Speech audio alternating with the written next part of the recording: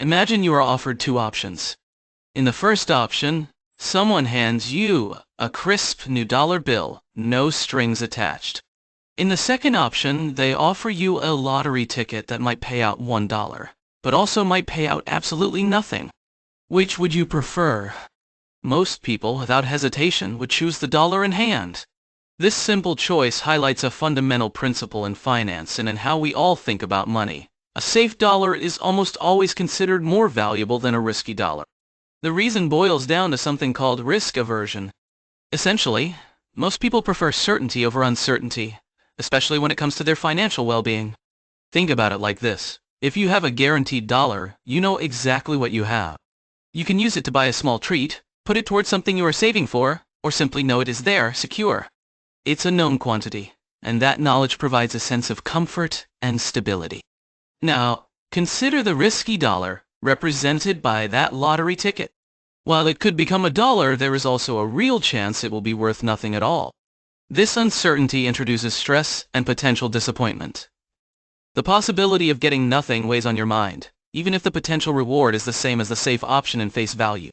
This feeling of unease, the potential for loss, is what makes the risky dollar less appealing, less valuable in your mind, even before you know the actual odds of winning the lottery.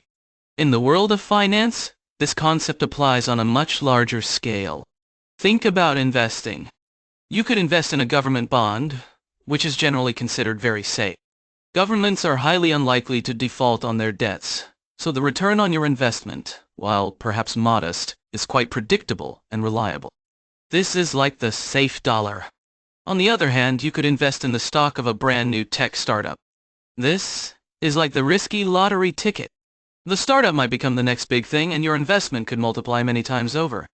However, there is also a significant chance the startup will fail, and you could lose a large portion, or even all, of your investment. This is the risky dollar. Even though both investments could potentially return the same amount of money eventually, investors generally demand a higher potential return from the riskier investment, the startup stock, compared to the safer investment, the government bond. This higher potential return is called a risk premium.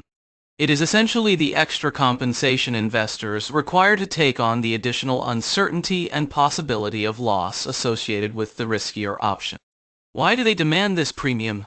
Because that safe dollar, the return from the government bond, is more valuable to them psychologically and practically. It provides peace of mind, allows for better financial planning, and reduces the stress of unpredictable outcomes. The risky dollar, on the other hand, comes with the constant worry of potential loss, and the disruption that loss could cause to their financial plans. Imagine you are saving for a down payment on a house. Would you rather put your savings into a very safe, low-yield savings account, or invest it all in a volatile stock market just before you need the money? Most people would opt for the safer option. Even if the potential gains in the stock market are higher, the risk of losing a significant portion of their down payment just before they need it is too great. The safe, albeit slower-growing, dollar in the savings account is far more valuable in this situation because it provides the certainty and security needed to achieve their goal. Ultimately, the perceived value of money is not just about the numerical amount. It is deeply intertwined with our aversion to risk and our desire for financial security. A safe dollar represents certainty, stability, and peace of mind.